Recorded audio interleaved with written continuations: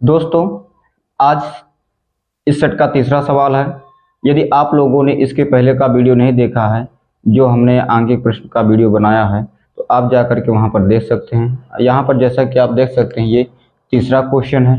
ठीक है, एक बार फिर से बता दें दोस्तों आप लोगों को, बालाजी प्रकाशन कक्षा 9 भौतिक विज्ञान आंकिक प्रश्न अध्याय 8 जिसका नाम है गति, उस आंकिक प्रश्न, ठीक है, इस अध्याय के आंकिक प्रश्न का ये दोस्तों तीसरा सवाल है।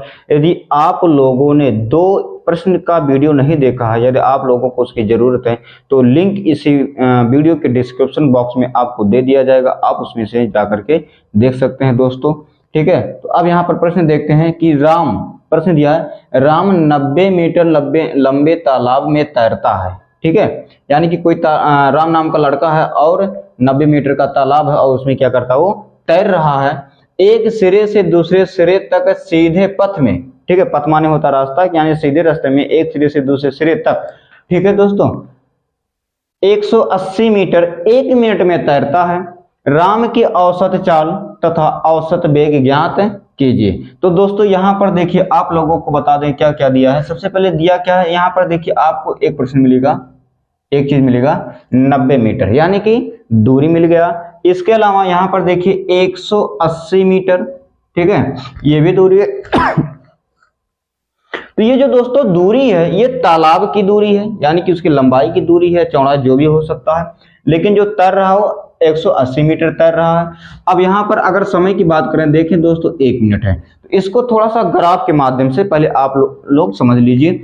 देखिए, माना कि ये कोई तालाब है, ठीक है दोस्तों, ये कोई क्या है, तालाब है।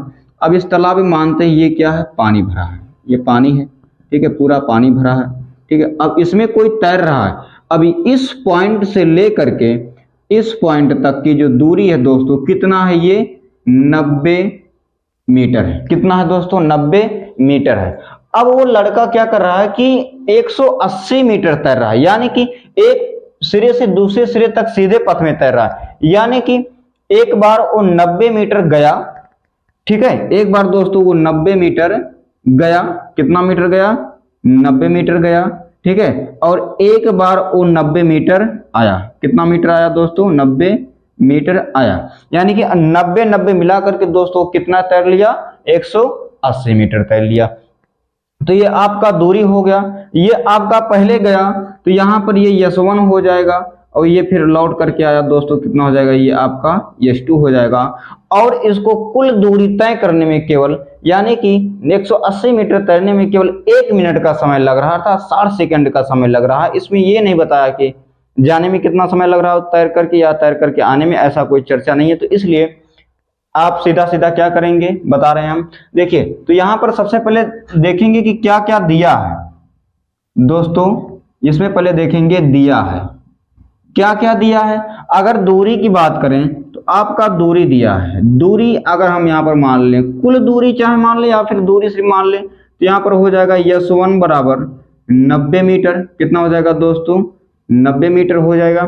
और फिर एक बार दूरी, ठीक है, मान सकते हैं S2 आपका कितना हो जाएगा, फिर 90 मीटर हो जाएगा।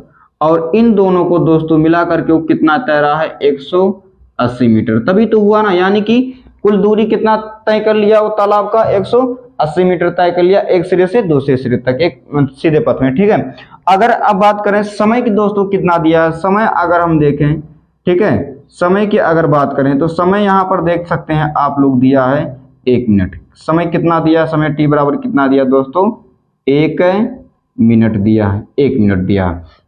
तो याद रखिएगा, यदि दूरी मीटर में दिया हो और समय मिनट में दिया हो, तो आंसर जो हमारा आता है दोस्तों, कभी भी ध्यान दीजिएगा, जो आंसर आएगा या तो किलोमीटर प्रति घंटा में आएगा या फिर मीटर प्रति सेकंड में आता है। ठीक है, तो इसलिए ये मीटर में है तो इसको ऐसे ही रहने देंगे। और जो मिनट में दिया गया है, देखिए दूरी तो मीटर में हो गया, ठीक है, और लेकिन समय यहाँ पर सेकंड में लाना है हमको, और यहाँ पर समय दिया है मिनट के रूप में, तो इसको चेंज कर लेंगे, सेकंड के रूप में बना लेंगे। तो 1 मिनट में दोस्तों कितना सेकंड होता है, 60 सेकंड होता है। कितना सेकंड होता है दोस्तों, 60 सेकंड होता है। तो यहाँ पर अब क्या करेंगे, तो राम की औसत चाल, ठीक है, औसत चाल निकालना, तो लिख सकते हैं राम की औसत चाल, राम की औसत चाल।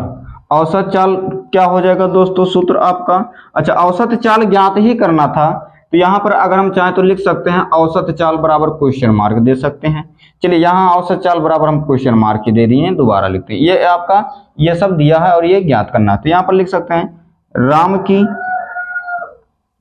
औसत चाल।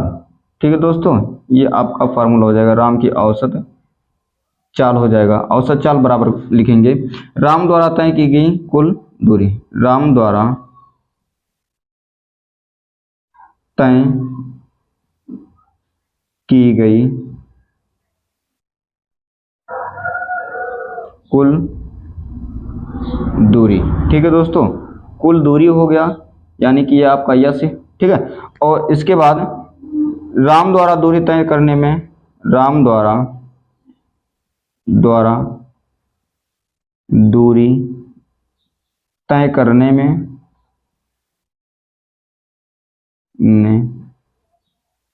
लगा कुल समय, यानी कि आपका क्या हो जाएगा दोस्तों, टी हो जाएगा।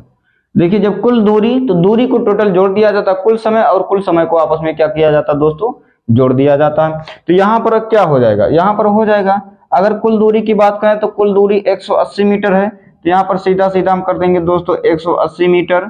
ठीक है, बटे समय, कुल समय कितना दो, तो कुल समय 1 मिनट अर्थात 60 सेकंड ही दिया गया प्रश्न में, तो आपका हो जाएगा यहाँ पर 60 है, सेकंड हम लिख देंगे क्योंकि हमने मिनट को सेकंड में चेंज कर लिया था। अब यहाँ पर 0 से 0 कट गया, और 3 का पहाड़ा 18 में कितना बार जाएगा दोस्तों, 3 बार जाएगा।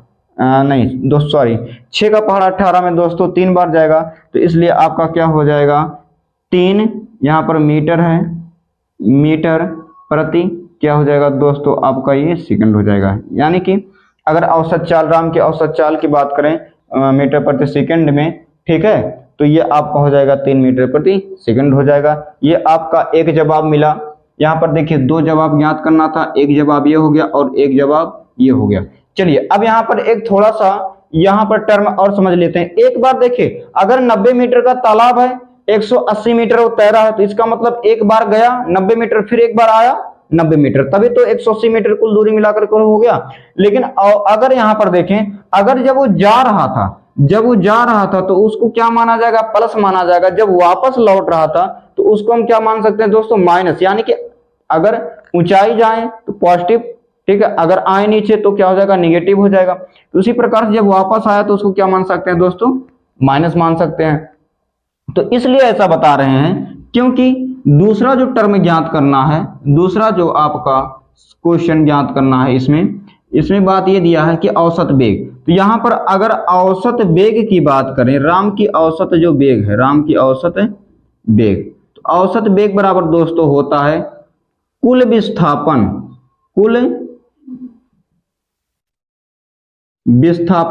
बटे कुल समय। अब देखिए, अब यहां पर विस्थापन, ठीक है, देखिए एक बार वो यहां से यहां तक गया, ठीक है, और फिर एक बार यहां से यहां तक वो आया, यानी कि जहां से वो चलना शुरू किया था तैर करके, वहीं पर वापस लौट करके आ गया। इसके कारण विस्थापन क्या हो गया दोस्तों, शून्य हो जाएगा। क्योंकि किसी भी वस्तु की प्रारंभिक स्थिति और अंतिम स्थिति के बीच की जो दूरी होती है, वही दोस्तों क्या होता है, विस्थापन होता है। तो यहाँ पर पहला स्थिति ये था, ये यहां से यहां तक गया, लेकिन फिर यहाँ पर ना रुक करके सीधा यहाँ पर आकर के रुका, वहीं पर आकर के रुका, यानी कि उसके प्रारंभिक स्थिति और अंतिम स्थिति में कोई बीच की दूरी नहीं है, इसलिए विस्थापन क्या हो जाएगा दोस्तों, शून्य हो जाएगा। तो इसलिए यहाँ पर हम लिख सकते हैं दोस्तों, कुल विस्थापन लिख सकते हैं शून्य, ठीक है, शून्य, और कुल समय कितना दोस्तों है, 1 मिनट है, 1 मिनट है। तो सीधा सीधा बात है। अच्छा, विस्थापन को दूरी में ही मापते हैं, ठीक है, तो इसलिए 0 किलोमीटर या 0 मीटर लिख सकते हैं। तो इसलिए 1 का पहाड़ा 0 में ले जाएंगे, क्या दोस्तों हो जाएगा, 0 मीटर प्रति सेकंड हो जाएगा। यानी कि विस्थापन 0 क्या हो जाएगा दोस्तों, आपका 0 हो जाएगा। दोस्तों इस प्रकार से ये प्रश्न समाप्त होता है। दोस्तों एक बार पुनः बता दें, जो लोग कक्षा 10 में हैं, अगर वो वीडियो देख रहे हैं तो आप उन लोगों से भी ये कहना चाहेंगे कि उन लोगों के लिए इसी प्रकार से वीडियो हमारे यूट्यूब चैनल पर अवेलेबल है, तो आप लोग उस वीडियो को जा करके देख सकते हैं। यदि हमारे चैनल पर आप लोग नए हैं तो चैनल को सब्सक्राइब करें। वीडियो पसंद आया तो लाइक जरूर करें। हो सकता है कि वीडियो आप लोगों को थोड़ा सा लंबा लग रहा हो, लेकिन हम पूरा गारंटी देते हैं आपको क्वेश्चन बताने के बाद ऐसा नहीं होगा कि आप लोगों को समझ में ना आए। तो चलिए दोस्तों, मिलते हैं नए वीडियो में, तब तक के लिए जय हिंद, नमस्कार।